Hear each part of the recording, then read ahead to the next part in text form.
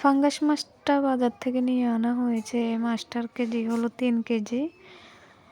আর 1 KG এখানে হলো মলা, ডেলা মাছ। এগুলো হলো ছোট মাছ। এই মাছগুলো খেতে হলে ধৈর্য লাগে, সবাই আবার খেতে পারে না। যেমন এগুলো পরিষ্কার করা লাগে টিপে টিপে। ভিতরে যে ময়লাটা আছে পুরোপুরিভাবে বাহির করা লাগে, না হলে এগুলো তেতো লাগে রান্না করলে। খেতে টেস্টি লাগে না। অনেক সময় খাওয়া যায় না, ফেলে দিতে হয়। আর মাছটাও অনেক বড়।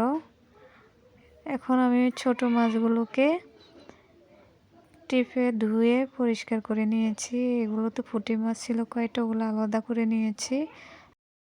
আর এখানে দেখতে পাচ্ছেন পাঙ্গাস মাছটা ভালো করে পরিষ্কার করে নিতেছি, যেহেতু এটার উপরের চামড়াটা কালো থাকে। আমরা বাজার থেকে কেটে আনলে ওনারা এগুলা ডলে দেয় না, এমনিতেই কেটে দেয় পিস পিস করে। ও মাছটা খেতে আমার খুবই খারাপ লাগে, এই জন্য আস্ত মাছ নিয়ে এসেছি মাছটাকে। এটা হলো স্টিলের তার, যেটা দিয়ে হাঁড়ি পাতি পরিষ্কার করা হয়। তো ওটা দিয়ে ভালো করে ডলে নিয়েছি। এখন পাকাতে ভালো করে ঘষে নিচ্ছি যেন ভালো করে পরিষ্কার হয়ে যায়। তো পরিষ্কার করা শেষ, এখন মাছটা কেটে নেব।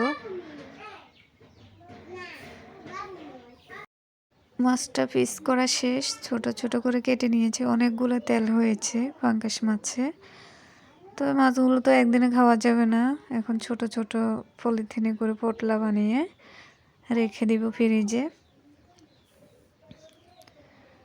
এখন রান্না করতেছি, তার জন্য চুলাতে তরকারিটা বসিয়ে দিয়েছি।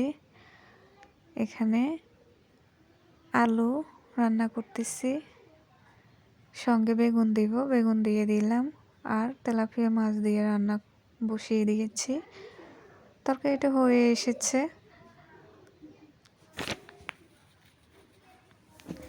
এখন তরকারিটা ভালো করে জাল দিতে হবে। তো আমার জাল দেওয়া শেষ। ধনিয়া পাতা দিয়ে দিলাম তরকারিতে। ধনিয়া পাতা ছাড়া তরকারি ভালো লাগে না, আমি প্রতিটি তরকারিতে ধনিয়া পাতা ব্যবহার করি। তো এখন নামিয়ে নিব। আর এদিকে রান্না করেছি কাসকি মাছগুলো, ছোট মাছগুলো যেগুলো পরিষ্কার করে নিয়েছি, মাখা মাখা করে রান্না করে নামিয়ে নিয়েছি। এদিকে আমার ভাত হয়ে গিয়েছে, ভাত বলকিয়ে পড়ে যাচ্ছে পাতিল থেকে। আরও রান্না করেছি, এগুলো হলো গরুর মাথার চামড়া। চামড়াটা ভালো করে পরিষ্কার করে ছোট ছোট টুকরা করে নিয়েছি। এখন তরকারিটা বসিয়ে দিয়েছি। এটা অনেকক্ষণ কষাতে হবে, না হলে খাওয়া যাবে না, খুবই শক্ত এই চামড়াগুলো। এখন পানি দিয়ে দিচ্ছি পরিমাণ মতো। এই পানিতে ভালো করে ঝাল দিয়ে এগুলোকে নরম করতে হবে, তা না হলে খাওয়া যাবে না। এখন ঢাকনাটা উঠিয়ে নিচ্ছি। দেখেন কি সুন্দর মাখা মাখা হয়ে গিয়েছে।